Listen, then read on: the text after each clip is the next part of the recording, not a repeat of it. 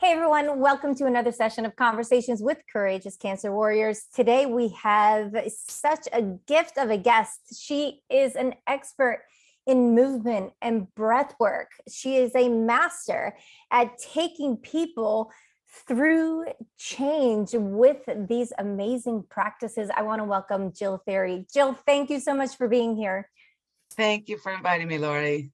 So I love what you're up to. You are so inspiring to me for the fact that you have gone through so many different things, traumas, good things, bad things in life. And it's led you to this journey of just really supporting people through their healing.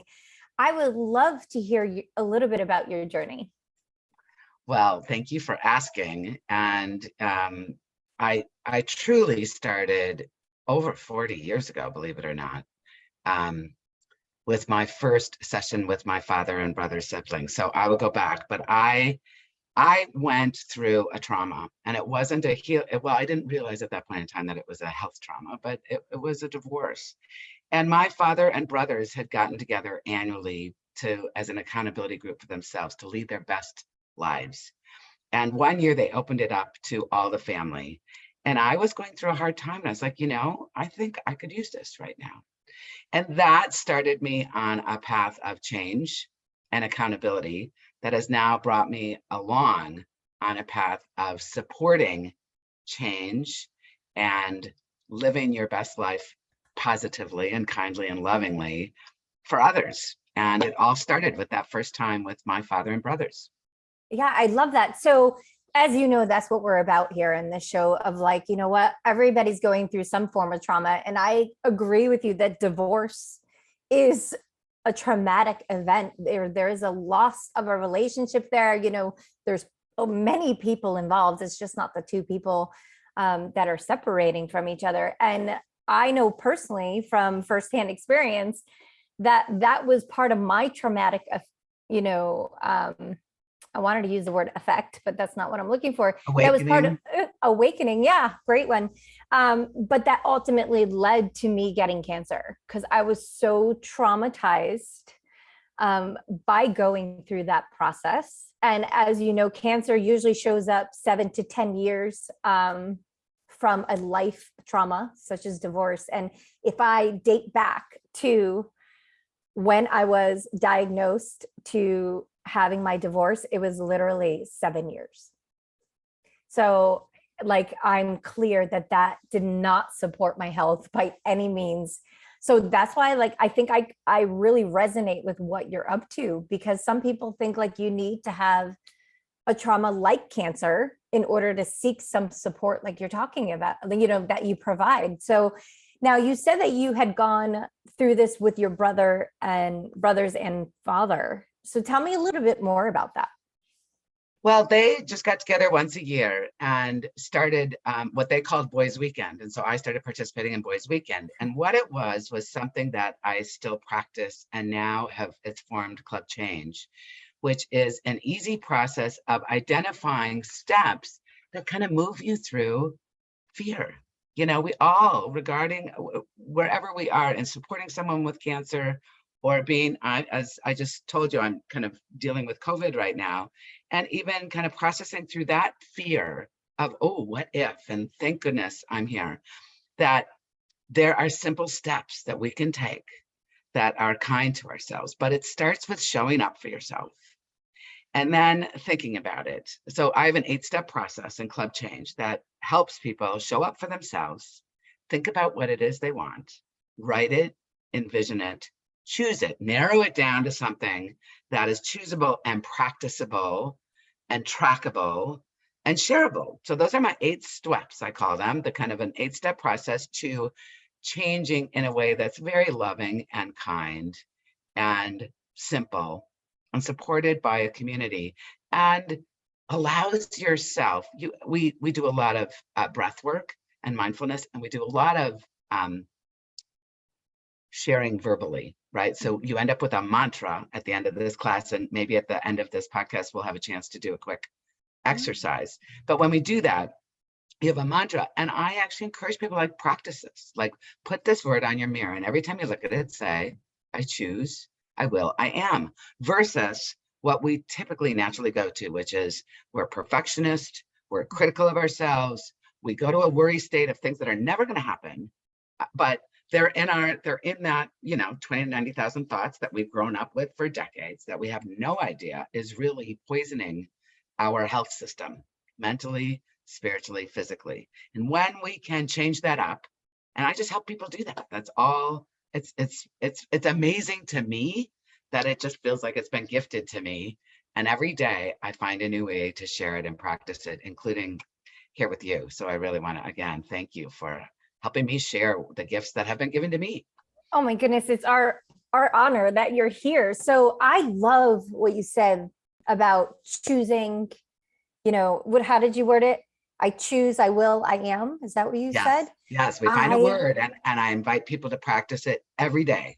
Even if it feels, the edgier it feels when you say, I choose bum, I will bum, or will be bum, whatever that is, or I am, it really starts to, the edgier that feels to say that, probably the deeper the work is that you could choose. You don't need to, you don't have to, you shouldn't, because those all tend to be judgments as well that carve this canyon of our life.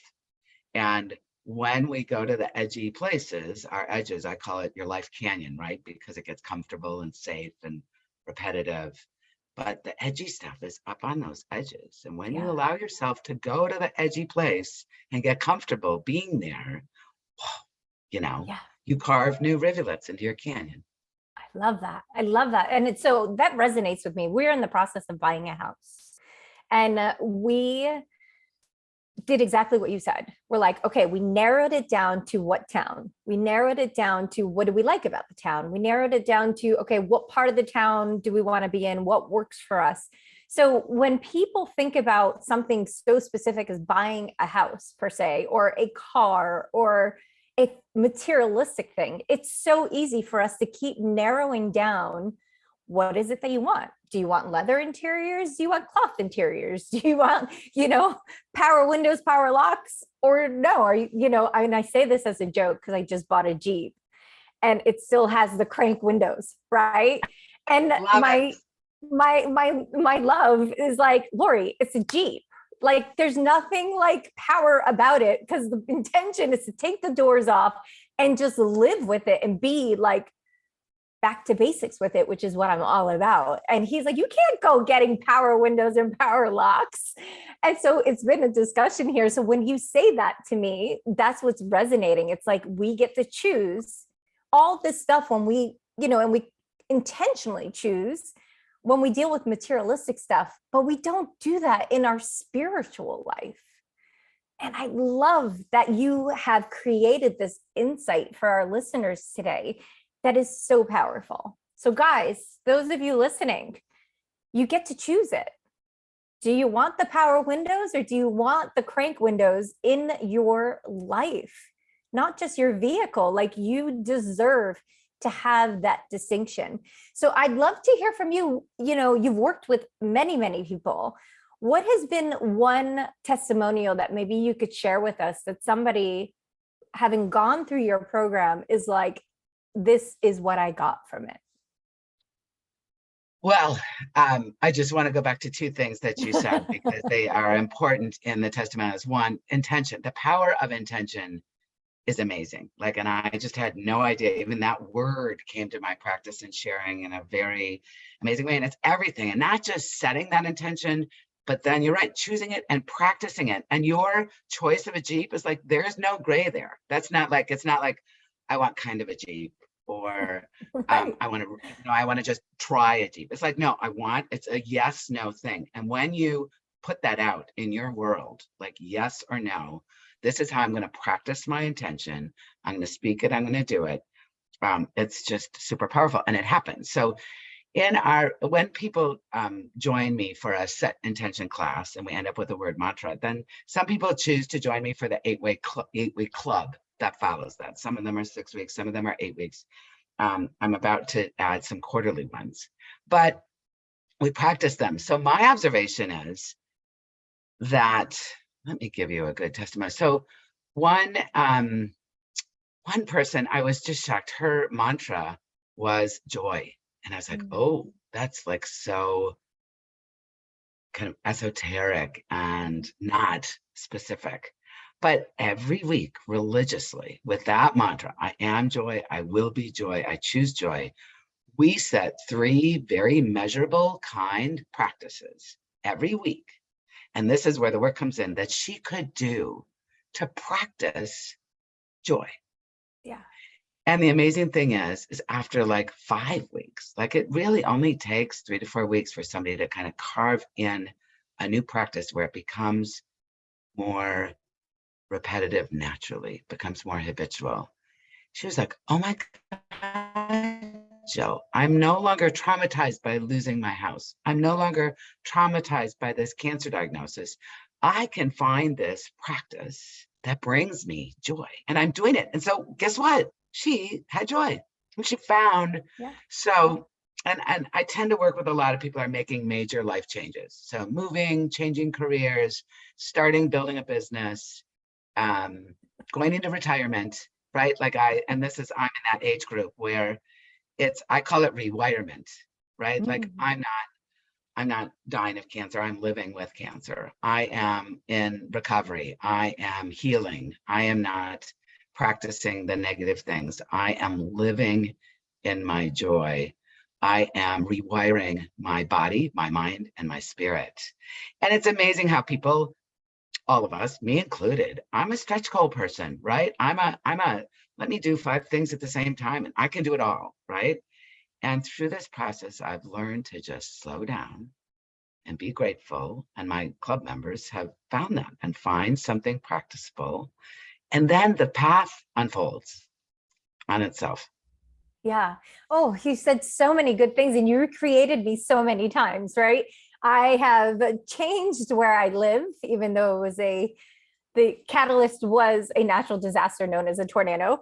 I have retired from being a in the field PA. I've started my own job.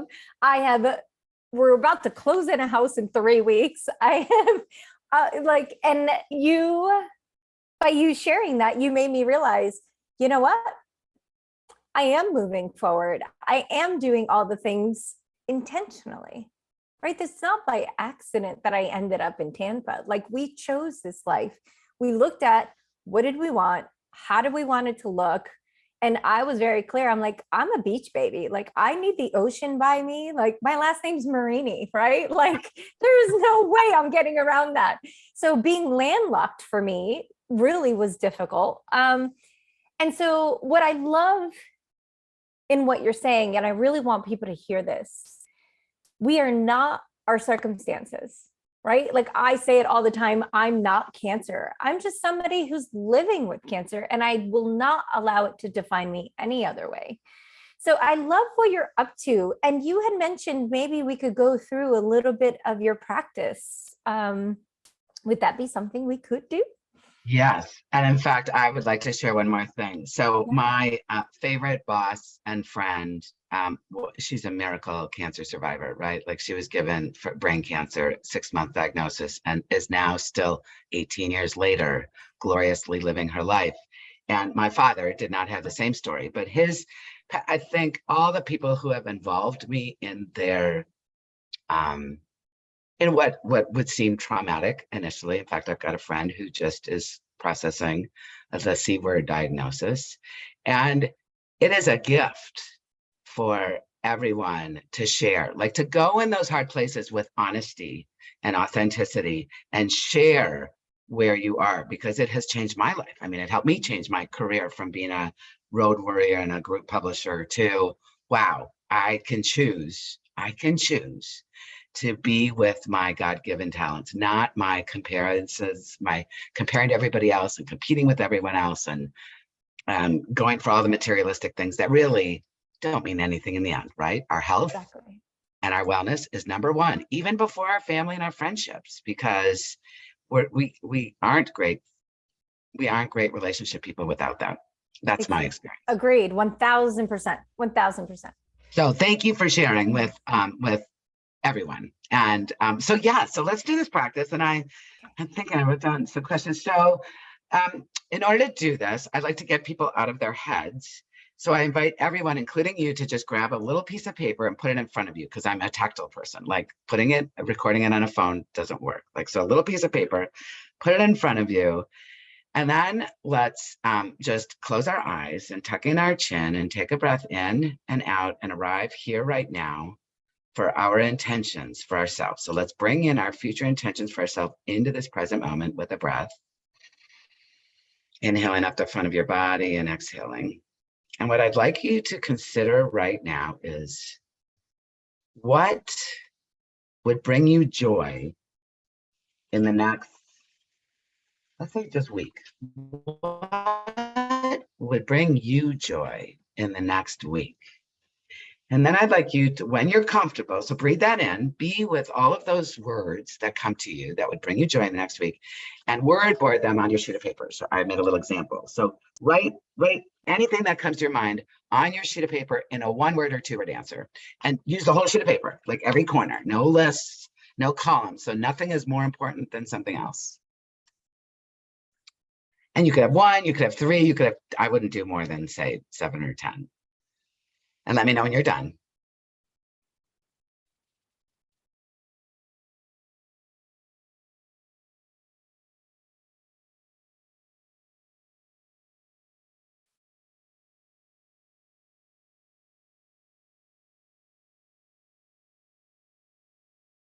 Okay, now close your eyes again and sit up tall with the crown of your head. So you're lining your spine to be in flow.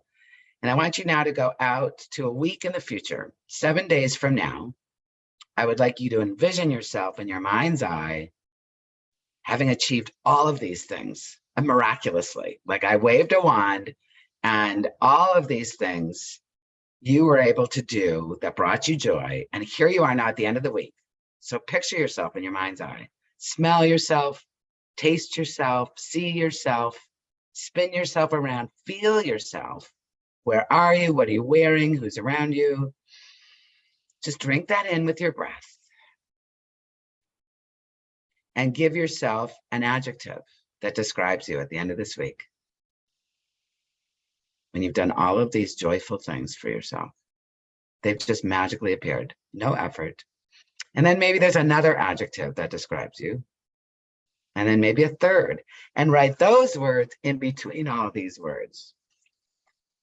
So now what you've done is created what I call a club change word board. So now I'd like you to take this sheet of paper and put it on your lap, which is down on your thighs, and turn your palms up on top of that sheet of paper.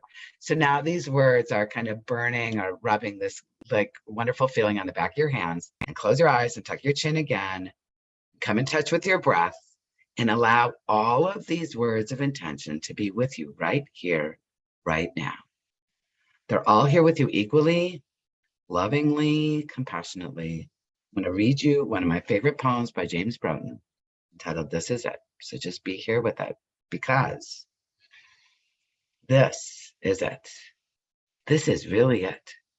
This is all there is, and it's perfect as it is. There's nowhere to go but here. There is nothing here but now, and there's nothing now but this.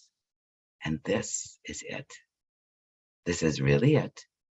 This is all there is, and it's perfect as it is. So keep your eyes closed and just drink in that perfection that is you, and the gift that is you right here, right now, in this precious moment. And only when you're ready, then, might you tuck in your chin and open your eyes and only circle one of those words. The one that brings you the most loving joy right here, right now, in this moment. And then what I invite you to do is flip that piece of paper over and print that word really large, and maybe share it with me visually and share it with your listeners verbally. This be a good practice. If you want to, you don't have to. I had 2. Oh, see, already we We are struggling with narrowing it down to one. So, okay, so share Okay. with me your two. Okay. So they work together, but I have health and love. So Awesome. from, and to me, they're one and the same. It's so okay. I'll choose one. Yep. Love. Awesome. Awesome. I love that. I love that you chose love. So now what I'd like you to do below the word love that you just chose is write down, I usually we do three things and we work it. So write down one thing that you can do to practice love this week. Hold on, hear me out. But I want it to be specific, measurable, doable, kind, and time-based. So those of you who practice in a corporate career, the SMART, or MBO objectives, I've just replaced realistic and actionable with doable and kind. So one practice. So your practice is going to have a couple numbers to it. I will blah, blah, blah, blah, blah, for a minimum of blah, blah, blah, blah, blah, blah, blah, blah, blah, blah times per week. So it's going to have two numbers. One is length of time and one is frequency. And the kindness scale that I encourage people to work through is on a scale 1 to 10. If 1 is impossible and 10 is you could do it in your sleep, I would encourage you to have this practice. This is not a goal. It's not a challenge. This is a practice that is a number 8 on that scale. So you're 80% likely to easily be able to practice this next week. I love that. And this is where my guidance really helps people, and my father's legacy, which helped me start Club Change, because they call it Jillisms and Jill's tough love, because I don't allow people. I won't say that. See, I almost caught myself saying the word should. I elect to encourage people to be super kind to themselves, because I have found when I'm kind and loving to myself, then I am to others. And when I do that, and you set the scale at a place that's super easy to do, you actually do it. And then you over succeed. And then you feel awesome as you are practicing love in a new way. I love that. I love that. I love that. See, it's already starting. Yeah. So do you want to share what your practice will be? So this is part of the process. Because when you share it and you get authentic and you speak it, then it's out of the spin. It's out of that gray area that's judgmental and kind of sends you right back down in the canyon. So when you share it, you're like up in the canyon place, right? So if you say it out loud and you write it and you put it on your mirror and you say, I am love, I choose love, I will be love, and I practiced it today and I tracked it by boom. Yeah, so I am love, I choose love, I will be love for myself and for every other person that I come in contact with, to leave them better than when they first met me. I will practice. I will practice being love for those around me so they can create a life that they love. I will be love for all of that cross my path, regardless of my circumstances. And how are you going to actionably, objectively practice that for yourself? This is a gift for yourself, right? Because when you are love with yourself, you are with others. So what is one thing that you're going to do at least once this week to practice what you just said? It's actionable. It's something that you can literally say, yes, I did this, or no, I didn't. I will love myself to be intentional with my exercise. Since work has been taking over, I will, for 1 hour every day, take on being outdoors doing something physical, like riding my bike or maybe going for a walk. And I love that's okay. great. So just I will for a minute. So hold on. I'm going to do the kindness test with you now. So I will move outside for a minimum of 1 hour every day this coming week. So here's my kindness test for you. Last week, how many times did you move outdoors for a minimum of 1 hour? How many days last week did you do this practice? I did this practice twice. last week. Okay. So last week you did it twice. And now Mhm. this coming week, you said you're going to do it 7 times. So 7 out of 7, which is like not giving yourself any leeway. How kind is that? You just multiplied 2 by through 300%, right? Mhm. So if you said maybe, and this is just an option to think, so if I say a minimum of 4 times, so I make it kind and easy, then I'm literally doubling what I did last week. It's achievable, it's doable, it's kind. And if I do more, whoa, I just feel awesome versus on my path. I over accomplished my loving kindness to myself. Yeah, I love that. Okay. 4 Great. times. 4 times. Awesome. Lovely. So let's check in next week. I want an email next week because tracking it, being honest of tracking, that's why I really kind of come to a yes, no thing. Because if we're great, like I mean, you might end up doing it 80% or 50%, but when you make it a yes, no statement, you really like when it gets to the 4th day of the week or the 5th day of the week, and you know you've got 2 more days and you're going to move it, you know what? You're going to do it because you committed to yourself, to me, to the world, that this was the best gift. And what is more important than your health and wellness in life? Nothing. Correct. So this now becomes your yeah. most important practice next week. So it helps you get over any fear, any obstacles, which, you know, is part of the process that I do every day and every week and every month with my members. I love it. So for those listening, what you could count on me on is I'm going to post it in my stories on social media that I have accomplished my 1 hour of outdoors exercise. And if I cannot be outdoors, I will do something indoors if it's weather dependent. Lovely. I'm in. I'm all in. Love it. Yay! Yay! And we do this a lot in the class. We do the yay, like get your arms up and a why, yay, give yourself a hug. That's like one of our practices because that's just lovely. I love that. And I could see how this is so, so powerful. So Jill, thank you so much for you being you in this world. We need more of you. So how can people find you? Well, thank you, Lori, for asking. People can find me on my website, jillthiry.com. And I also have a Facebook group, Club Change Now. And so those 2 areas they can find me. I do set your intention sessions, similar to what we just did, but a little more exhaustive every month. And they are free. The contribution's based. Anybody can join. And then when somebody joins, they could choose to have me with them every week of their path, of their journey. So the next one's going to be September 25th. And on my journey, I have also become certified as a yoga instructor, and I lead chanting classes, which really helps people move and breathe and be. So the affirmations or mantras, the words, love, I am love, I choose love. I weave that into my yoga practices, and I do quarterly and weekly chant classes. And the next seasonal chant class is for the upcoming autumnal equinox on September 21st. So I invite someone to join me because the slowing down and being silent with yourself is a really important part of this journey as well, of being not in fear, to be in love, not in fear. Yeah.